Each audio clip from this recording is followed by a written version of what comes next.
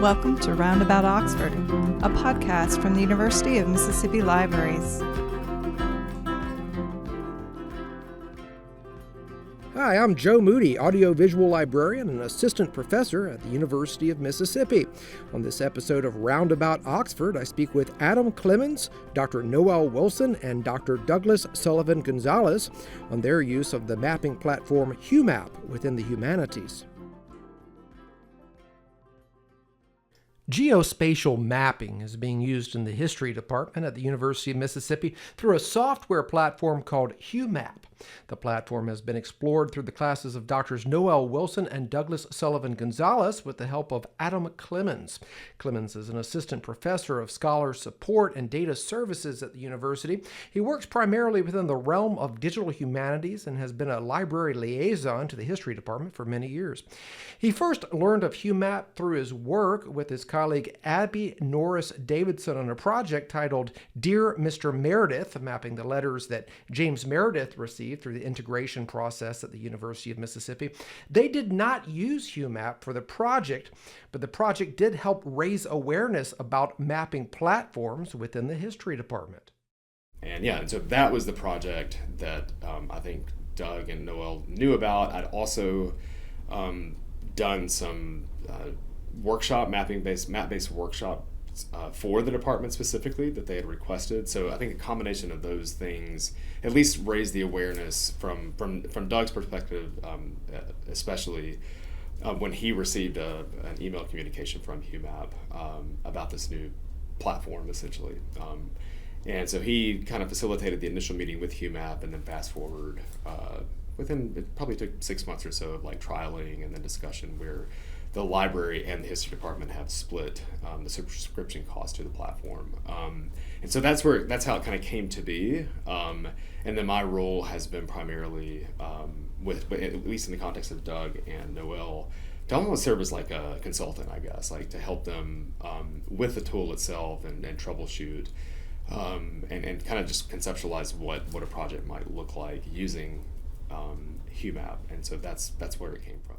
Clemons explains how this mapping platform works within the humanities. Lots of mapping software naturally is designed for like GIS specialists and people who have like formal training and mapping and plotting and things of that nature.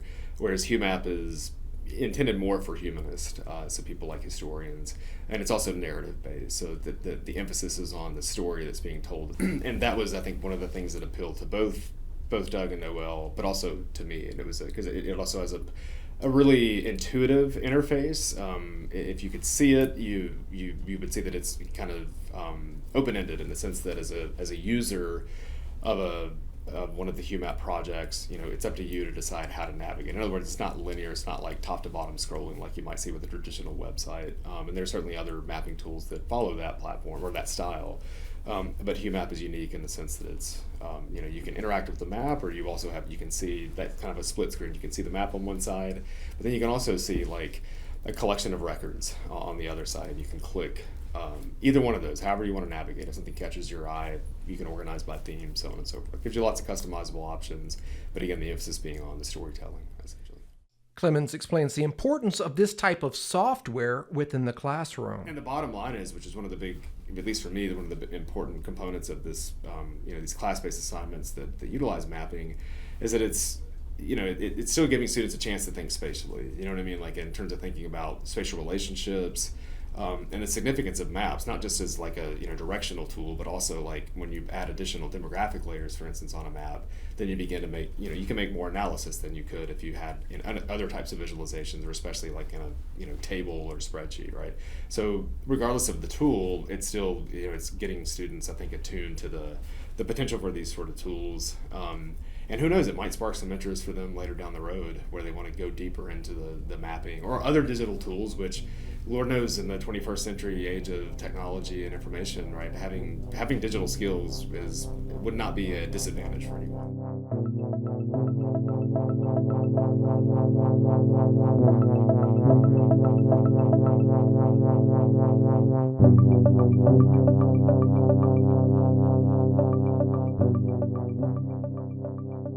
Hey, I'm Noelle Wilson. I'm an associate professor in the history department, also the department chair at the University of Mississippi. As you can see in the back of my office, I have a whole series of maps that I have printed that I use in my own work. Dr. Wilson introduced this mapping software into her History of Cartography class in the spring semester of 2024. Basically, I was looking for a method of visualizing historical research and wasn't from the outset certain what the kind of course project would exactly look like. But I think technology can make history at the moment when the humanities are in decline around the United States, and teachers in particular are looking for ways to kind of build kind of excitement and kind of create this hook to kind of lure students into thinking about history. I mean, it can seem a little gimmicky, but part of the goal of this, it was for a history of cartography course, was to create an end product as a group, as a class, that could then be kind of shared with the general public to learn something about the University of Mississippi. We ended up focusing on a particular map in special collections, but also some which happened to be a map of the state of Mississippi, as it were, in 1845. So it would introduce some of the, I think, seldom used materials in our library's permanent collection, but also help the viewer, particularly if they happen to be local, kind of learn something about the state that they weren't aware of before. Dr. Wilson explains the intricacies of the software.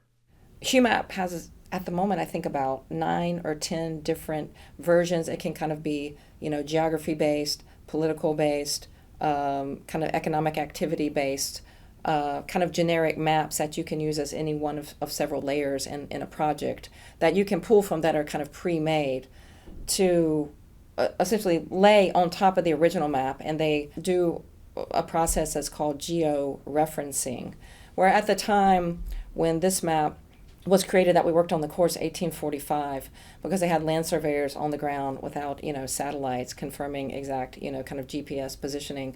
There were some kind of small errors in terms of latitude and longitude on the map itself.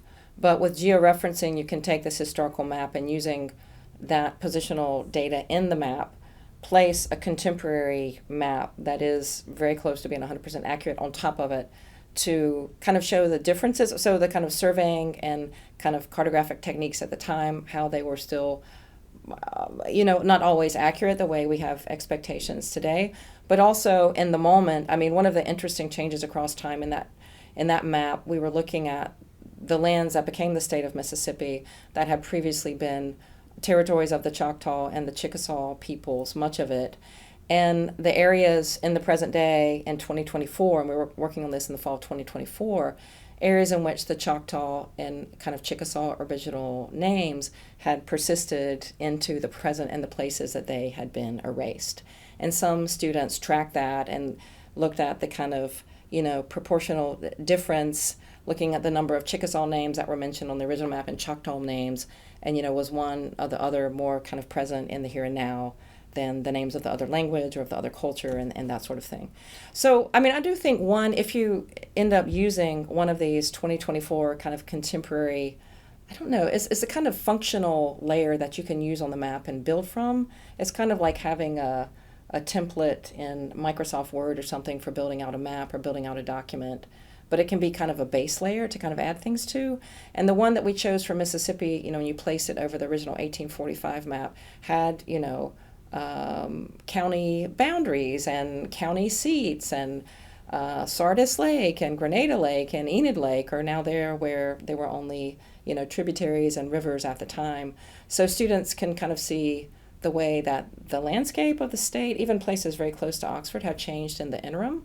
But I think one of the most interesting kind of histories had to do with place names. One of the assignments involved asking a question about the map and using materials in our special collections to investigate some element of the map, but there were several activities. One of the other assignments for the class that I think students found fairly interesting was to try to identify as many known copies of this map in U.S. archives as possible.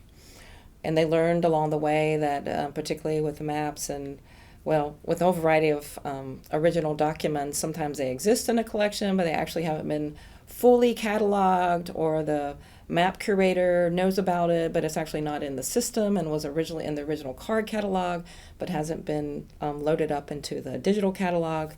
So we found several maps, and we found several maps in auction houses too. I think one of the interesting parts of their research was that in some of the auction notes from a variety of, map auction houses had kind of extraordinary research and information about the cartographer and then about the particular copy of the map that they had in their possession. Dr. Wilson reflects on the importance of geospatial mapping and plans for the future. I think having students sit with maps and think about them as historical objects, but also as representations of space, pushes them to think a lot more about the importance of geography and landscape and history. The way, like the distance between 2 points, or the kind of, forest, or whether there are farms or whether there are roads or not, and there are few in 1845, whether they're hills or streams that they had to cross. And all those elements of like historical action and events, I think just kind of jumps off the page when you're dealing with a map in a way that it doesn't with written documents. But I have to say, more than my personal research, since I'm the department chair, it has me really excited about leaning into digital history and digital humanities in the undergraduate and graduate curriculum. And so maybe a 18-month to kind of 2-year project is to build out a digital history lab on the 3rd floor of this building, Bishop Hall, our department, so that colleagues could hold classes in the lab space to have students kind of work on a project with their, supervision during class time. At the moment, the way that these sorts of digital mapping projects and digital exhibitions and kind of related history work in our department and many departments around the U.S. is usually situated in a digital history class. But I would like to see these sorts of like digital mapping projects integrated into a kind of standard, lecture course. It could be about, exploration in Latin America in the 18th century, or it could be about the history of piracy in the Caribbean, or, any host of topics, so that students and faculty become comfortable enough with the interface, with the software, and the whole concept, so that they're exposed to it in multiple courses during their time in our department, and it's not a kind of standalone experience.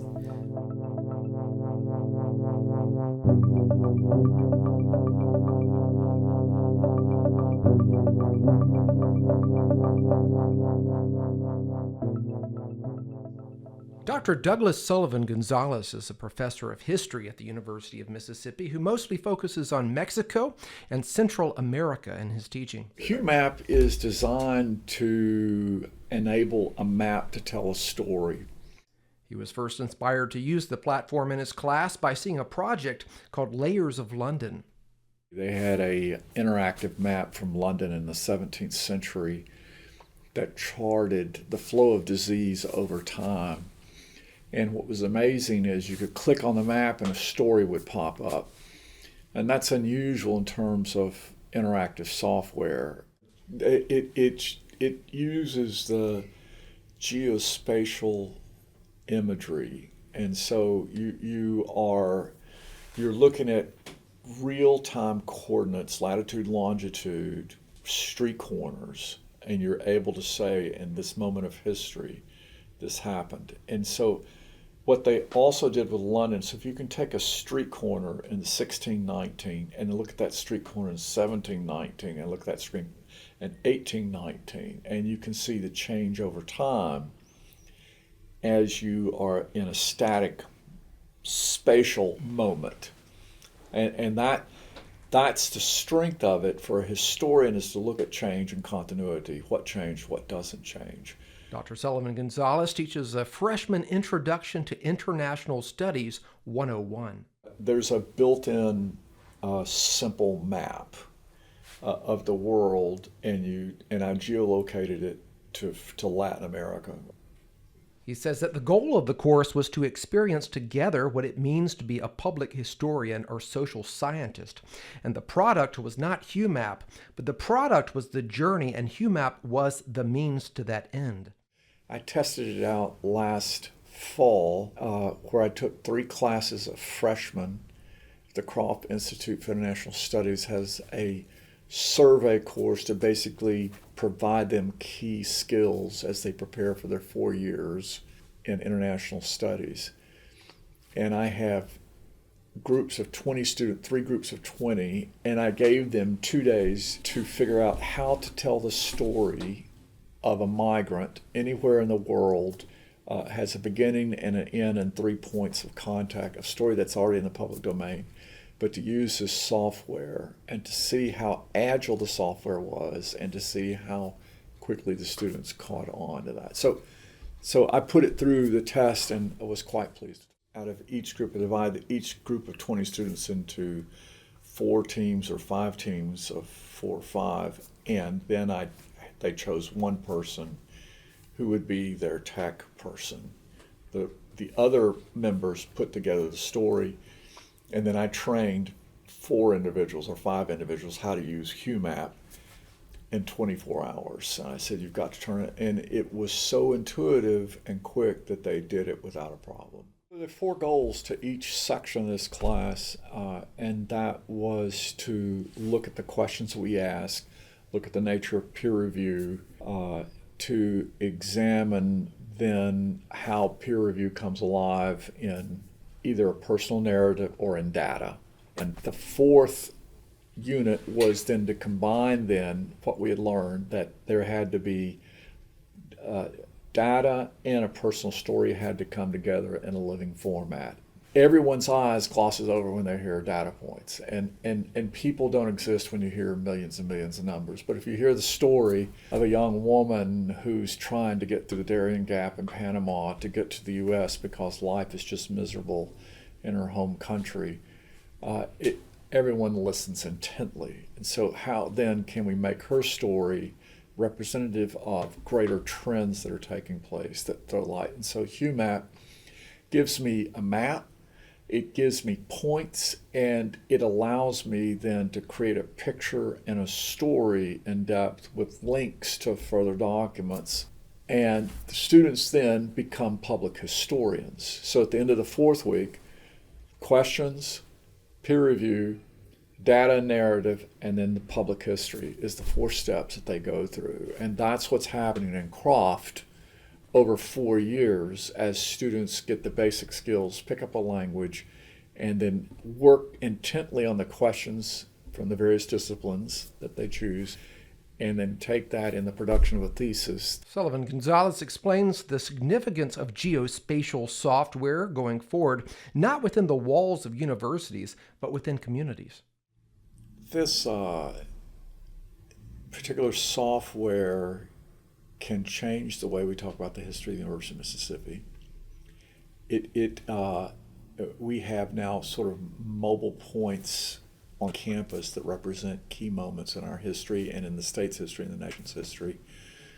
That can come alive, and what is possible with HUMAP is you can outsource, like Wikipedia, you can allow the public to add to the map their own stories. So you create a concentric circle of Oxford and the University of Mississippi and Lafayette County over decades, and then people can add their stories of where their family lived here or add pictures here to add to a sort of rich textured history. So it becomes a public Wikipedia of history over time in a particular place, and that's the potential there that can be really probed. And for historians, you're looking for narrative, you're looking for story, but you're looking for it grounded in reviewable documents that can be assessed and peer reviewed. And so this gives us a chance to sort of record and allow the public to participate in the building of a common history.